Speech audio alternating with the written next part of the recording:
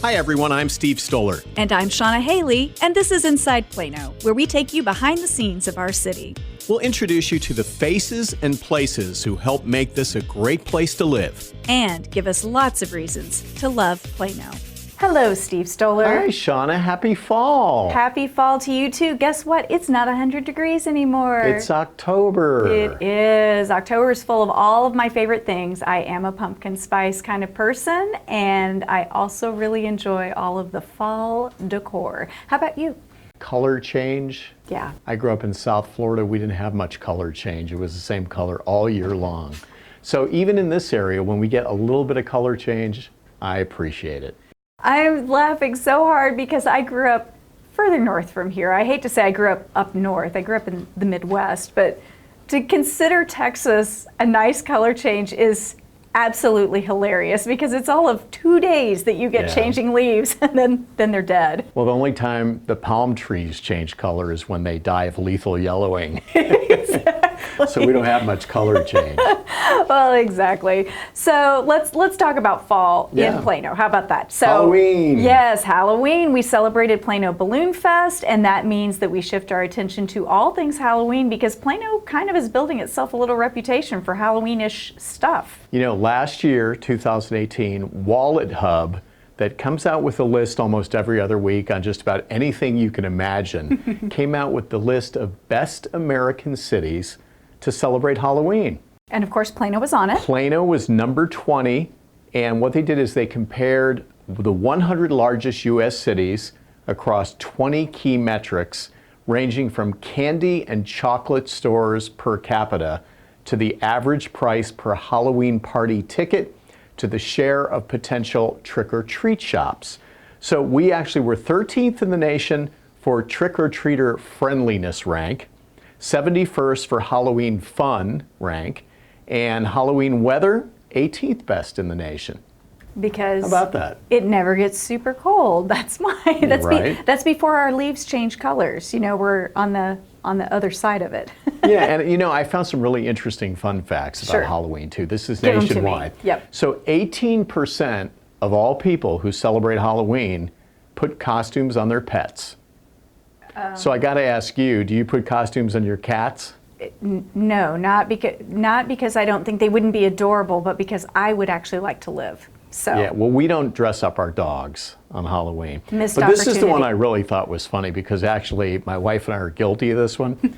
72% of parents admit to stealing candy from their kids. Key word there is admit. You know, I was going to tell you when you mentioned that statistic to me earlier, I thought, well, my parents never stole my candy, and then I thought, wait a second, how do I know that they never stole my candy? So it gave me a lot to think about. I can just hear my son when he was young saying, Dad, there were 4 Kit Kat bars and now there's only 2. Where did they go? What did you say? I could never tell a lie. Ah, they were eaten by the great pumpkin. Yeah, and the tone of the way he would go, Dad. Hey, go back to that stat that, Plano 20th best. You said one of the metrics was something about fun. What was that one again? Halloween fun rank. I'm not quite sure how they do that, though, what their metrics are for Halloween fun. Well, I don't know what their metrics are, but I have some ideas for things that might be Halloween fun. What do you think about talking through some of those? Do tell. We actually didn't even plan that. That was a pretty good transition. Pretty proud of it. Okay, let's talk about the first one. Plano Parks and Recreation. They do this every year. So much fun. It's called the Haunted Family Campout. It's going to be on Saturday, October 12th. It goes overnight. It is a campout till Sunday, October 13th. So 2 p.m. to 10 a.m. It's out at Oak Point Park and Nature Preserve. How about that? You'll do all kinds of things. Outdoor games, nature walks. They storytell around the campfire. That means s'mores. They go trick-or-treating from tent to tent. So they call it tent-or-treating. Pumpkin decorating. I mean, it's just a ton of things to do. It is a great family activity, and you can, there is a cost to participate, certain age isn't charged, so planoparks.org is really the best place to get all of the details. And they even have some tents available for renting if you don't have a tent. And then there's the Boo Bash at the Muhlenbeck Recreation Center. You know, the Boo Bash, it amazes me. Every year it gets bigger and bigger, and the attendance goes through the roof. Yeah. So let me tell you a little bit about it. It's October 24th from 4:30 to 8 p.m. Once again at the Muhlenbeck Rec Center. Children ages 12 and under and their parents are welcome to come and go anytime. Come dressed in a costume with your trick-or-treat bag for a fun night of carnival games and candy, free admission. And what we do is we ask everyone to bring a canned food item that's donated to a local food bank. And there's always a line, but there's always a lot of fun too. Everybody who goes has a great time. Yeah, and I think Plano Fire Rescue and Plano Police are out there working the crowds, having a good time. So it's a great opportunity for your kids to enjoy themselves. Here's one that's really more appropriate for grown-ups. And I don't know if you've ever done this one. Kelly and I did last year, the Apparition Expedition. 2 nights this year, October 11th and 12th, and it's in downtown Plano. So are you familiar with this event, Steve? Very familiar with it. I didn't get to do it last year. I just remember when tickets went on sale, they sold out within hours. Absolutely. I mean, this is a really popular event as well. Right. Now, as of the recording of this podcast, there's still a few tickets left. So by the time it drops, you know, there may not be tickets, but I encourage you to go on plano.gov. You'll get the ticket link there to see if there are, because they've expanded this year. They're actually doing 2 tours each night, so twice as many opportunities to go. What is it? It's a walking tour. It's a historic tour of downtown Plano. A lot of great old buildings there, but it's a walking tour with a twist. You know, what's a good old historic downtown with a good assortment of historic ghost stories? So you'll learn a little bit about Plano's past. You'll learn a little bit about Plano's paranormal past, and it's a lot of fun. So definitely wear your walking shoes. You're going to get your steps. You know, it's a good week to be in a Fitbit competition because it's about 2.5 hours of walking, and most of it's outdoors. So it'll be a lot of fun. Apparition Expedition. And October isn't just about Halloween events. We have many other events going on too. Our Environmental Education Center, they have all about butterflies. Yay. On October 5th. That's at the Environmental Education Center from 10 to noon. It's family friendly, it's free. They're going to talk about monarch butterfly migration. You can even try nectar and make butterfly feeders. They'll also identify local butterflies and their favorite plants. Kind of cool. Yeah, and I bet they're probably going to tell you what kinds of plants to plant if you want your yard to become kind of a respite stop for butterflies. I won't talk about the next thing too much because I think our special guest today will probably address it a little bit. The Waterwise Landscape Tour, this is always really popular. It's October 19th. It's come and go. Families around Plano work with our Live Green in Plano team and offer up their yards. Their yards are all sustainable, water, what would be the right word? Water friendly, so drought tolerant yards, so a lot of native plants. So you can actually see, you don't have to dump a load of gravel in your yard to reduce your water consumption. You can see some really beautiful landscapes and tour around town. So she'll talk about that more.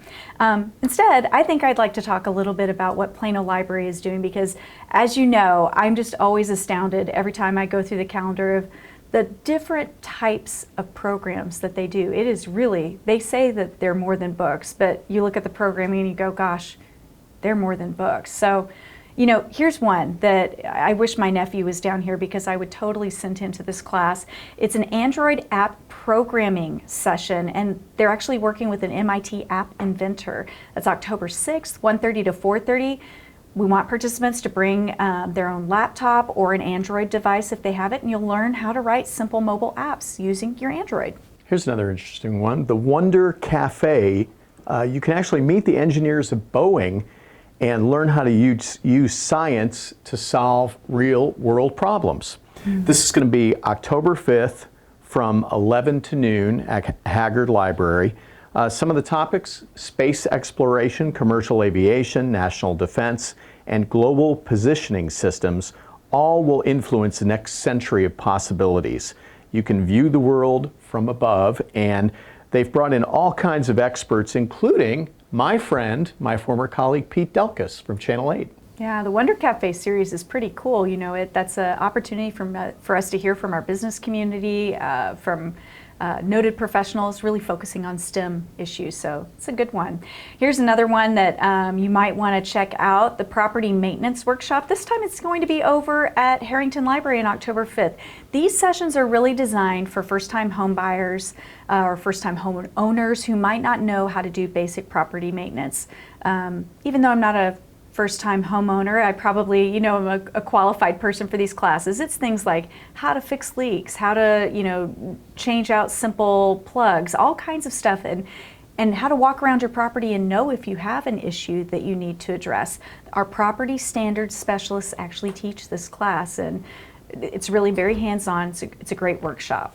Everybody loves animals. Yes. Wild Times with the Dallas Zoo on October 5th at the Parr Library from 3 to 4 p.m.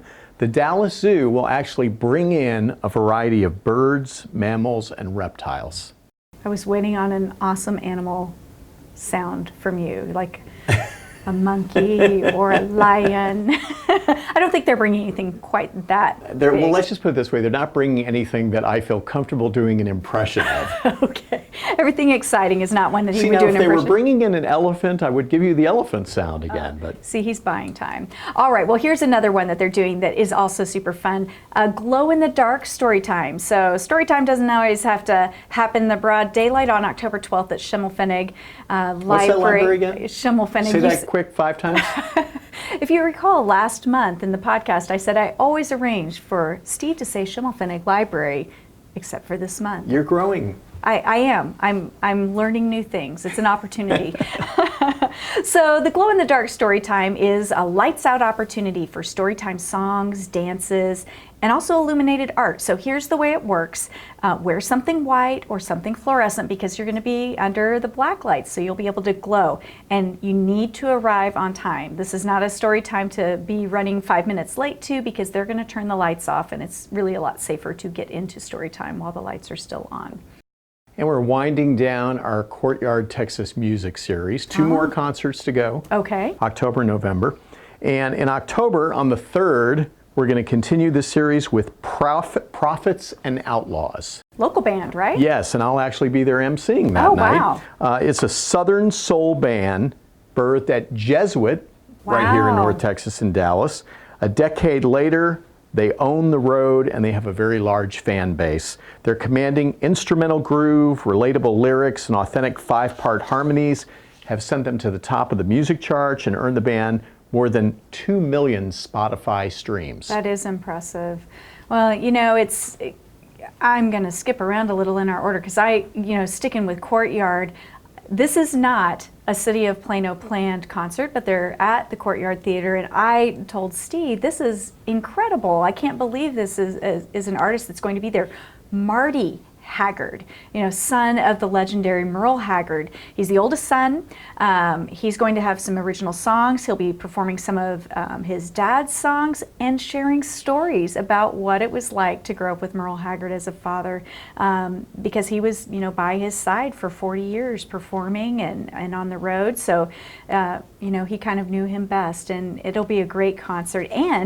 And you can stay after the show. He's going to remain, and he'll be signing autographs, doing meet and greet. So what a great opportunity. You know what I love about hearing the children of these mega superstars?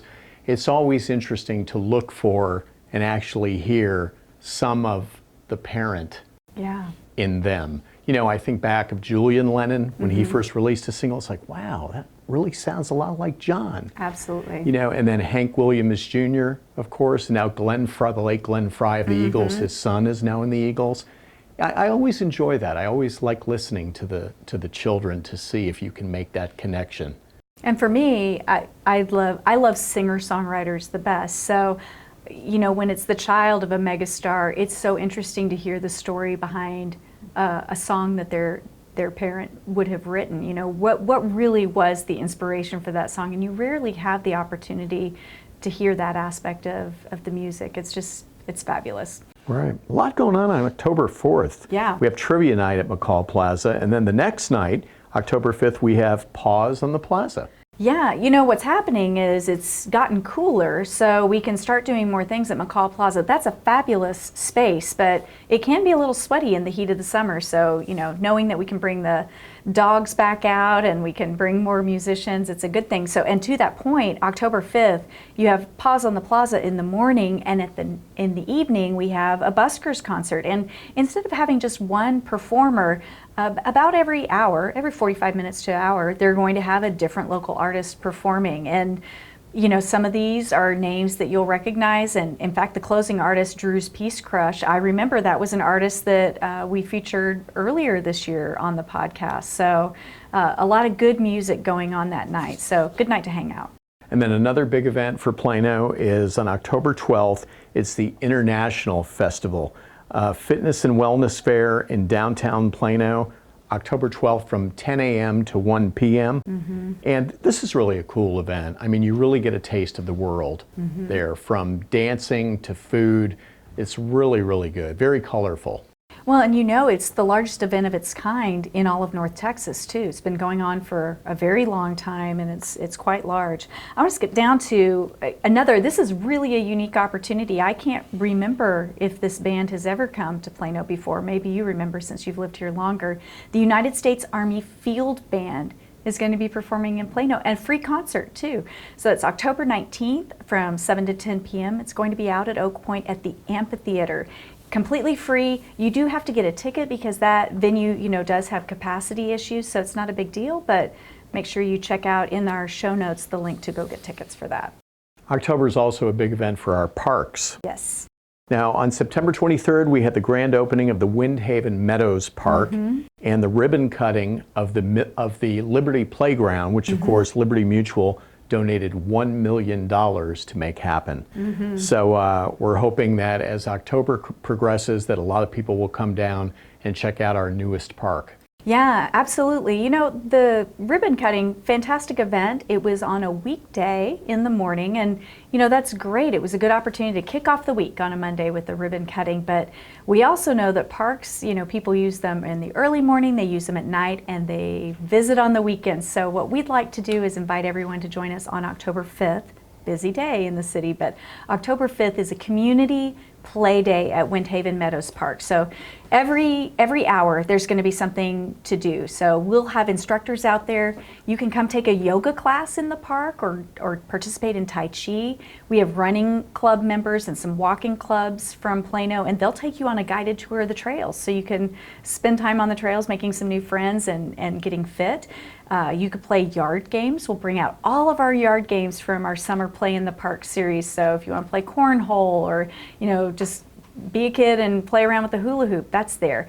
And the dog park, although it's already open, it's kind of a formal opening. We're going to have the green carpet rolled out. We're going to have the paparazzi there. So, and some of Plano's famous pups are going to be there. So we'd like you to come. That's our largest park. I think 5 acres just for the dog park. And then of course Liberty Playground, you don't want to miss that. There's a splash pad. It's an amazing, amazing park. It is. There's a beautiful pavilion and plenty of parking. Yeah, so definitely, please come join us. And for those of you who live in Plano, please check Nextdoor and Reddit. We'll make sure to post plenty of information about that because we want you there. Finally, you know, this is a major event from the Plano Police Department. Happens in October. Drug Take Back, October 26th from 10 to 2. This is a joint effort with the Drug Enforcement Agency, and you can surrender expired, unwanted, or just simply unused pharmaceutical controlled substances or other medications. So, you know, you have a bottle of Tylenol that's expired, you know, you can bring that by. 4 drop-off locations there at our high schools, Clark High, Plano East, Plano Senior, and Plano West. So we'd love for you to swing by, again, 4 hours. Details are on the city website. There's some instructions, you know, if you want to drop off sharps, we don't accept those, but we've got alternate instructions for those. And the reason it's important, our special guest who you chat with a little later on in the show, is that we don't want these things going into the landfill. If they go into the landfill, there's a chance that these end up in our water stream. You know, don't flush these down the toilet either. Surrender them in a controlled area. They're taken and they're destroyed by the DEA. It really protects the health of our system altogether. Our special guest on Inside Plano today is Katie Basuki, our water educator. Katie, thank you very much for joining us today. Thank you so much for having me, Steve. It's a pleasure. Katie, we always like to start our interviews by asking people to tell us something about them, unrelated to work, that we don't know. Well, mine has a little bit of a relation in that it relates to water. I am an ice hockey player and coach, and so whether it's water in liquid format or frozen format, water is a big part of my life. Now, where did you pick up hockey? Are you from the North or Midwest, or did you pick it up here? I grew up right here in Plano, and the year the Stars won the Stanley Cup, '99, I said to Mom and Dad, this is what I want to do. They thought I was a little crazy, but the rest is history. I would never look at you and think that Yes. you were a hockey player and coach for a second. Yes. Well, that's really cool. That's really nice to know about you. Thank you. So let me ask you this. Your job title is Senior Environmental Education Coordinator. Yes. What does that mean? Well, I work on a team of professionals, all in the sustainability area. So our goal is to make Plano a beautiful, clean, healthy place to live, work, and play. My role in particular is about developing and implementing water-related programs as far as efficiency and quality in Plano. Now, we often call you Plano's water educator, and we're talking a lot about water today. At the end of October, we switched to fall-winter watering guidelines. Yes. Why do we even have watering guidelines? That's an excellent question that I answer quite frequently. The main reason that we have watering days in Plano, while even addresses and odd addresses water on different days, is so that we can maintain a relatively even water pressure throughout the entire city. But as far as switching from spring and summer to fall and winter guidelines, we go from twice per week to once per week as the season dictates. It gets cooler. We usually get a little bit more precipitation in those cooler months. So our landscapes, especially if we're using the right plants, don't need as much water as we go into those cooler months. I recently signed up for Water My Yard. Fabulous. And every Monday I get an email and it tells me how much I need to water that week for each station and how long. It's wonderful. It is, and we really encourage all residents to sign up for watermyyard.org. It is great customized weekly advice, just gives you that friendly reminder if you need to even run your sprinklers that week. In this day and age, conservation is so very important. Certainly. Well, we asked, when should someone water their lawn? Great question. And right now, the big thing is not watering between the hours of 10 a.m. and 6 p.m. as it's the hottest time of day, and most of that water would simply be lost as runoff or evaporation. But we really don't ever want our plants to go to bed wet, as we say. So some folks will water, say, at 8, 9, 10 p.m., and that's a long time for the plants to be left wet and in the dark, and they could be more susceptible to fungal infections, for example. So watering in those really early morning hours, 4, 5, 6 a.m., that's a great time. It's before the heat, before the evaporation, and it lets those plants absorb the water they need without staying wet for too long. What are some of the most common irrigation or watering problems that you've seen since you've been our water educator? I have learned so much about irrigation, and before I started my position, I really had no idea the impact that watering has on our community's water use and for families and individuals. So some of the most common issues I see are overwatering, which might be somewhat counterintuitive to what folks may think, but many sprinkler systems simply run for far too long. We lose water as runoff, and because folks aren't awake to see their sprinklers run generally, they don't know if there's a problem. So you might have a geyser and never know about it unless a friendly neighbor tells you, or you get a citation.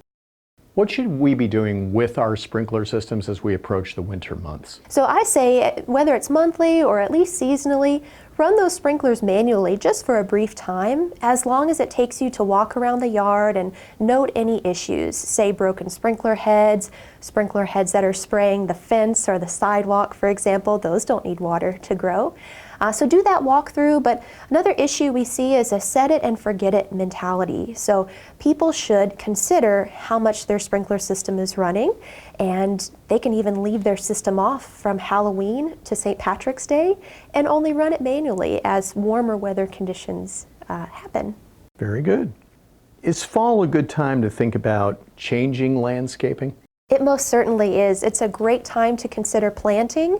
It's also a great time to do your seasonal mulching, to both turn your landscape into a rainwater harvesting machine, but also to make it covered for those cooler winter months so that our plants have a little bit of insulation around them. So mulching and winterizing, but it is a good time for planting new plants as well. And give us some advice. What are some good plants that don't require much water? What we're looking for are native and adapted plants. So plants that have evolved alongside our North Texas region to be hardy when it comes to those conditions that we endure, both really hot, dry summers and mild winters, but some cold snaps. So plants like lantana, coneflower, those plants love the sun, but then also shade-tolerant plants. So what's a good plant for me may not be a good plant for you. We're looking for plants in the right place, whether you have sun, shade, or a combination. A lot of people may not realize that we have gardens at our Environmental Education Center. Yes. Tell us about the gardens and why people should visit. Well, they are open from sunrise to sunset year-round. You are welcome to stop by at your convenience to see our Texas Smartscape demonstration gardens. These feature the types of plants that we advocate, those native and adapted plants, and they're all in areas where they are thriving. So you can see what type of area a certain plant thrives and note whether or not you have the same type of area in your yard. Our plants are labeled so you can see what their sun and water requirements are, as well as what type of wildlife and pollinators they attract. This time of year, Katie, we always seem to get complaints from a handful of our residents. And what they're complaining about, they say, you know, I just got a really high water bill, Yes. but I'm not watering that much. What should they do? That's a great question, and we are here for them. We do have a lot of education available for them, but the Customer and Utility Services Division as well has resources. A lot of residents don't know that they can view their water use in almost real time online. So you don't have to wait for that monthly water bill to be surprised. You can actually be your own advocate and see your data right there online from the previous day, and several times a day you can get those readings, which can help you stay ahead of the curve. You can also receive a leak credit every 2 years. Say if you've had a leak that you've then fixed, there are resources to help keep your water affordable and to help you be an advocate for what you're using both in and outside the home. And I understand we actually have classes that people can take to learn more. We do. The thing that I am most excited about every year, my favorite event that my division offers, is our WaterWise Landscape Tour. It's on Saturday, October 19th. It is free, self-guided, and open to the public. We'll be featuring our Environmental Education Center's Texas Smartscape demonstration garden, as well as 5 private homes that have agreed to put their home on display so that residents can come and see what they've done, the fruits of their labors, and learn about the types of plants they have in their yard, their successes and their failures and lessons learned. Katie, great information. Thank you so much for being on our podcast Thank today. you, Steve. We Thank you. appreciate it. Katie Basuki, the City of Plano Water Educator. Thank you so much. So did you learn anything new from Katie? Yeah, Katie's great. I mean, it's very important to have a water. It's That very too. important to have a water educator for the city, you know, because conservation has become such an important issue for the city, and not only our city, but all the cities across North Texas. You know, we want to save water. So Katie is there to deliver some extremely important messages to the community. Yeah, you know, and you had asked her the question about, you know, folks have been calling in and asking questions about water. And what I've learned through the process of working with Katie on that is people really, 2 things, you know, I mean, of course, let's set water quality aside because, you know, we talk about that more during chlorine maintenance time. People have questions about quality because the taste changes. But during the summertime, we get questions about water because bills go up. Why is my bill going up? And, you know, Katie made it really clear that really what's happening is you're watering your lawn more, not your lawnmower. That would be weird. You know, it's not raining in our area typically during that time. It's hot.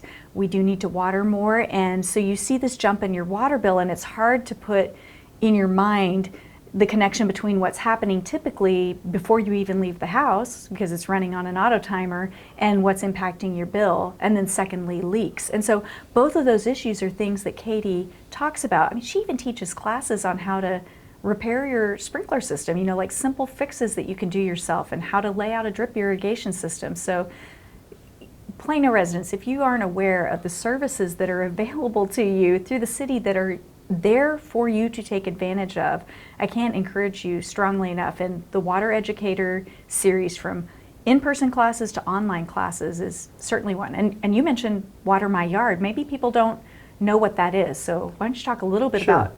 It's a website, watermyyard.org, and you can go in, you can put your zip code, and you can even tell them how many stations you have in your sprinkler system, and then they will tell you right down to your neighborhood based on weather forecasts, how much, and based on previous rain from previous weeks, how much water your lawn needs.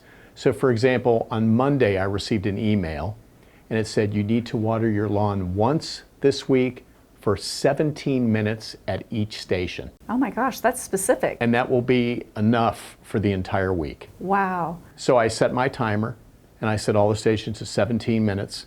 And then if it changes next Monday, I'll just tweak it a little bit more. Wow, sounds very simple. So watermyyard.org. I have a friend who told me she's watering 3 times a week, 20 minutes at each station. I go, you are wasting water. You don't have to water your yard that much. So I just asked her to sign up too. Oh, well, that's great. So now we're asking all of you to sign up as well. Absolutely, it's a good thing. Yeah. Well, you know, before we wrap up our podcast, you and I were chatting earlier. I told you that we did a new workshop series, and one of the participants on day 2 of the workshop came up and said, I know your voice. I listened to Inside Plano when we were getting ready to move to Plano, listened to every episode, and it really helped us learn what Plano was about as we were trying to make a decision on where to live. And that was such good feedback. I mean, to hear from people who find this podcast useful. And I think, you know, we've talked about those stories. We've gotten emails from people, and we love hearing those stories. We love hearing what you're doing while you're listening to the podcast. We love getting new questions. Like, did we not go in depth enough and you want to hear more information? We love that feedback. It helps us moving forward. Absolutely. Or if there's a topic you want us to talk about or look into, we'd be happy to. Absolutely. So, you know, to that point, part of the way podcasts work are the review systems. You know, that helps people find the show. So whatever platform you're listening to, in fact, we're on iHeartRadio now, as well as Stitcher and iTunes and Google Play and, you know, all of the usuals, or just listen at our website, InsidePlano.com. But leave a review, because reviews work the algorithm within those platforms, and it helps other people find our show too. And we would be very grateful to hear from you. And as always, you can send us a note at askplano@plano.gov and let us know what you want to hear from us. So until next month, Plano, thanks for listening. Bye. Thanks, everybody. Bye-bye. And that's it for our Inside Plano. We hope you enjoyed it as much as we did doing it. If you have any comments or suggestions, send them to us at askplano@plano.gov. Bye. Talk to you next month. The Inside Plano podcast is brought to you by the City of Plano and 97.5 KLAK.